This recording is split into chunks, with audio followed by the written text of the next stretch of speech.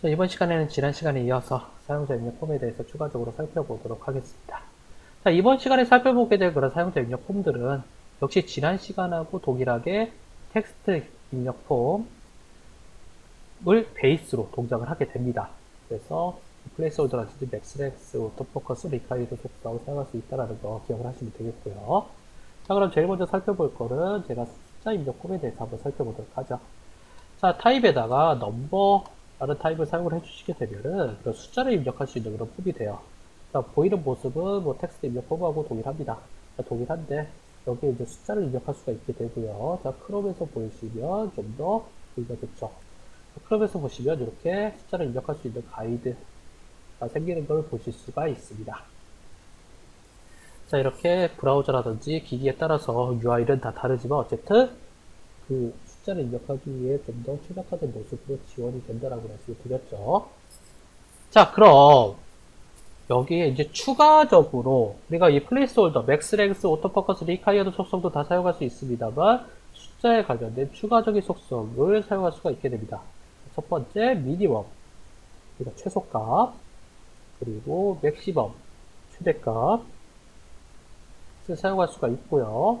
자, 다시 보시면 자, 그 지정된 범위 내에서만 숫자가 움직이시는 것을 볼 수가 있습니다. 자, 추가적으로 스텝이라고 불리는 그런 우리가 단계 한 번에 몇 숫자 단위로 움직일 것인가. 자, 보시면 이렇게 숫자 2 단위로 움직이시는 걸 확인을 하실 수가 있죠. 자, 이 부분이 바로 이 숫자 입력 폼에 대한 그런 주요 속성이 되겠습니다. 자, 위에 있는 플레이스홀더, 맥스랭스, 오토포커스, 리카이어드 속성 외에 미니멈, 맥시멈, 스텝. 자, 이후 살펴보게 될 몇몇 숫자 기반 사용자 입력 태그도 역시 미니멈, 맥시멈, 스텝을 다 기본적으로 사용을 하게 됩니다. 즉, 숫자 관련된 입력 태그 중에서 기본이 되는 게 바로 이 넘버 태그가 되겠습니다. 자, 그럼 이 숫자를 입력을 할 때 사실 이렇게 직접 타이핑을 해서 넣거나 저렇게 조그만 부분을 클릭을 해서 넣는 것보다는 우리가 쉽게 클릭 혹은 탭을 통해서 범위로 입력을 받는 것이 좀 더 좋을 것입니다. 자, if 타입 range 라는 형태로 사용을 해주시게 되면은 이렇게 범위로 입력을 받을 수 있는 그런 입력 폼이 나타나게 되고요. 우리가 드래그 혹은 탭을 통한 그런 그 끌어당기기를 통해서 우리가 원하는 그런 위치로 놓고 숫자를 입력을 할 수가 있게 되고요.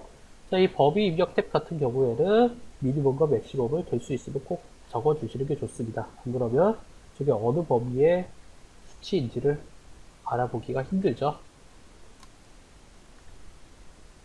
자, 이렇게 미니멈, 맥시멈 범위까지를 해주시면 그럼 여기로 놨을 때 0이고 여기로 놨을 때 100이라는 거를 쉽게 아실 수가 있게 되실 겁니다. 자, 그 다음에 이제 살펴볼 거는 날짜 입력 폼이 되겠습니다. 자, 날짜 입력 폼은 자, 사용자한테서 특정한 날짜에 대한 입력을 받고 싶을 때 사용을 하시게 되는데요. 자, 이렇게 데이트로 만드시게 되면은 이렇게 날짜를 입력을 받을 수 있는 형태가 나타나게 되고요.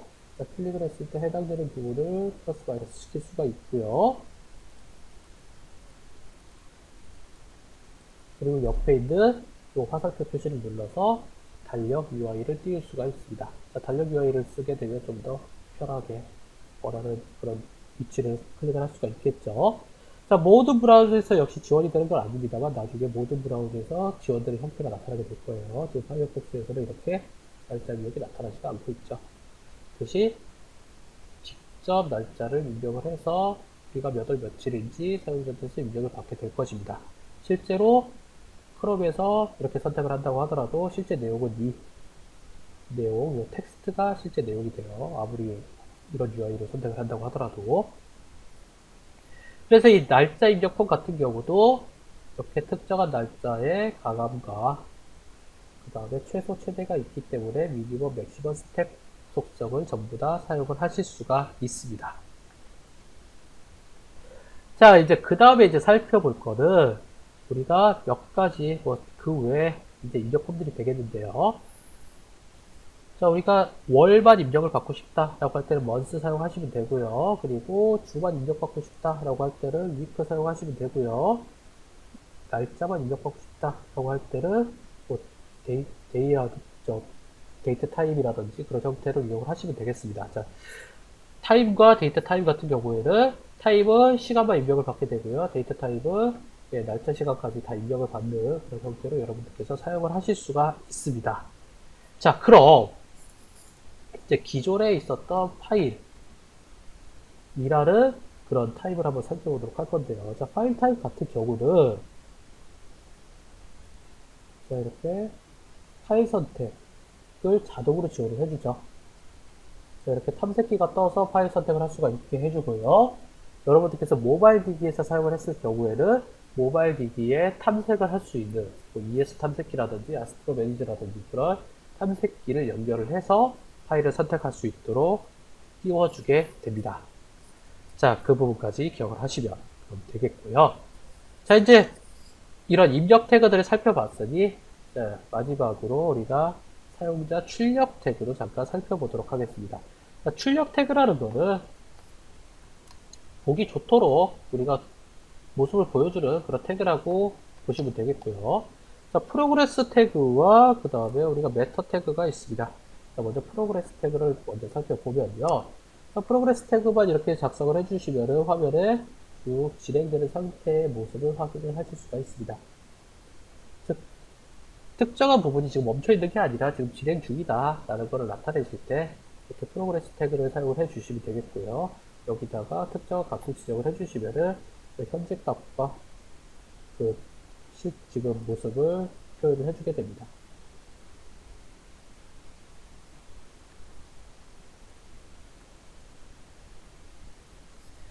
자, 이렇게 프로그레스 태그를 사용을 하실 때 미니멈, 맥시멈 사용을 해주시면은 그럼 현재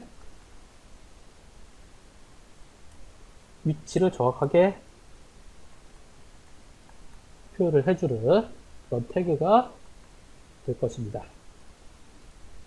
이렇게 총 100 중에서 10%가 지금 진행 중이다 라는 것을 표시를 해주게 되고요. 자, 정적인 모습을 보여줄 때는 이 프로그레스가 아니라 이번에 메터 태그를 사용을 해주게 됩니다. 자, 메터 태그를 사용을 해주시면은 그러면은 이 정적인 양을 나타내는 데 있어서 도움이 되게 되고요. 제가 동일한 그런 값을 한번 사용을 해보도록 하죠. 동일한 속성을 이렇게 총 우리가 100 중에서 10 정도를 사용하고 있는 중이다.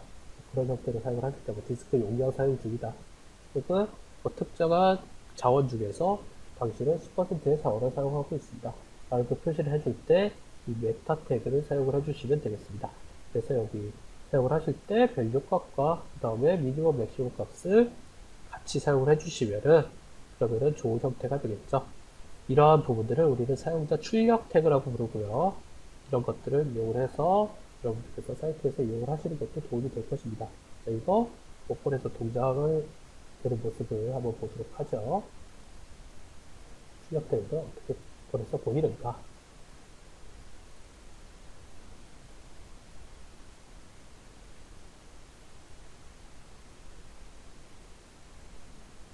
자, 이쪽 지금 4.1 브라우저에서는 아직 사이트 출력 태그가 지금 지원이 안 되는 모습으로 보이는데, 자, 이거는 지금 원래 지원이 돼요.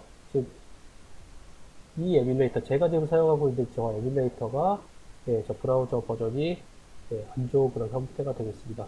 실제로는 저거 지원됩니다. 지원되고요. 이렇게 사용을 하시면 문제없이 사용자 출력 태그도 여러분들께서 이용하신 데 있어서 도움이 되게 되실 겁니다.